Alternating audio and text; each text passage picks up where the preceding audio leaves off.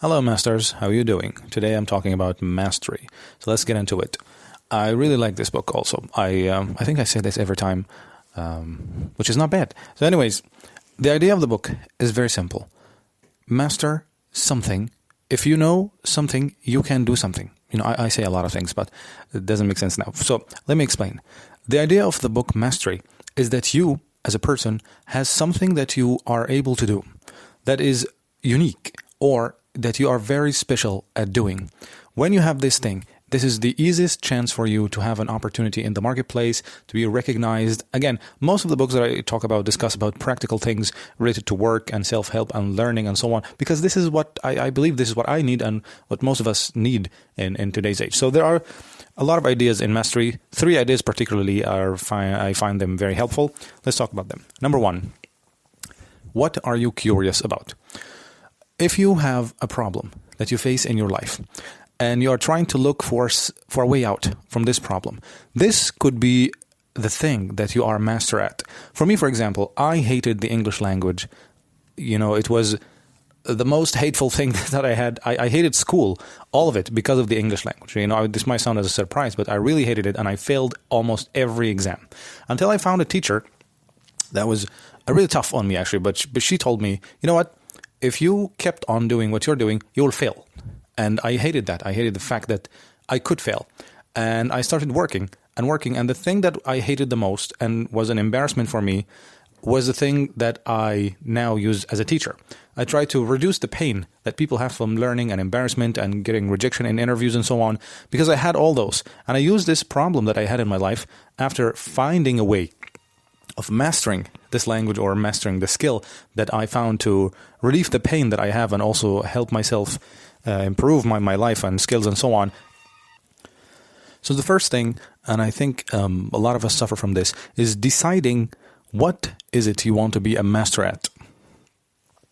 The thing that is going to be your career path, the thing that you're going to spend your life doing. It doesn't have to be the thing, you know, that you live for and your message and so on. It could be your job, your livelihood, the source of your income, the thing that you want to get paid doing, you know, the thing that you want to spend all your time improving and investing your time and money and effort for, and investing that time and gaining something from it. And this is taking me to the second point, which is learn, learn, and learn.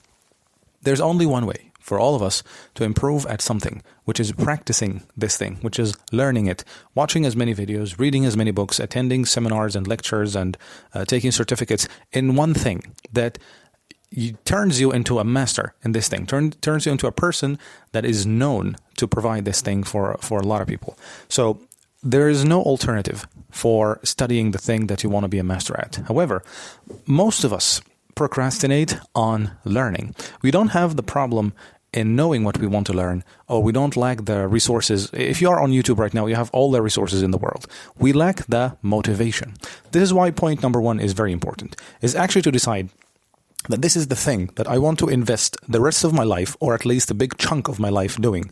This is the thing that I want to get paid doing. This is the thing that I want to rely on my livelihood. This is the thing that I'm going to study and teach and work and get paid doing. It's very important to decide first, because in the middle of the way, you'll say to yourself, well, I don't feel like it. I don't feel like doing it. And you will stop.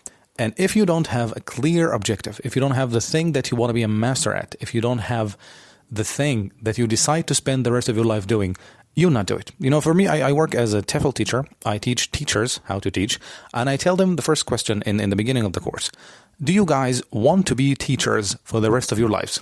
Can anyone raise their hand? And maybe 1 or 2. Some people don't know why they are teaching. They just, you know, this is just a stage of my life. I'm just a fresh graduate. I speak good English. So I think teaching it is going to be fun. Those people probably don't invest the time and effort and money required to become teachers. And so they don't have to study and read books and experience teaching adults and children and do the effort, because they don't actually want to remain teachers for the rest of their lives.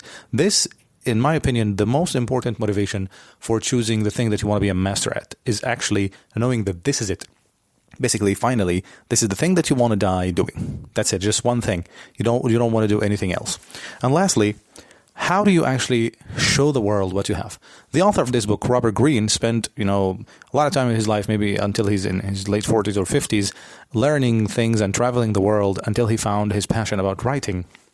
And so he mixed some of his, the experiences that he had. He also made the 48 Laws of Power. We could be talking about this one soon. And this is something that we could also learn regarding mastering something. It doesn't have to be one thing. Actually, it is beneficial to learn about more than one thing. For example, if you are a YouTuber and you can teach a language, like myself, if you know about video editing and you know about Photoshop design and you know about YouTube SEO and you have other skills, you can stack them and use them all together into one amazing content creation material, So mixing the skills in today's market, in the 21st century, I think is essential. It's not just a privilege or something nice. No, I think it's essential because so many people learn one thing, but not so many people master a couple of things. So this was my summary for Mastery by Robert Greene. I really like this book, and I like the concept. If you took one thing from this book, just this idea, learn something. Learn something that people, when they want to learn it, they come to you.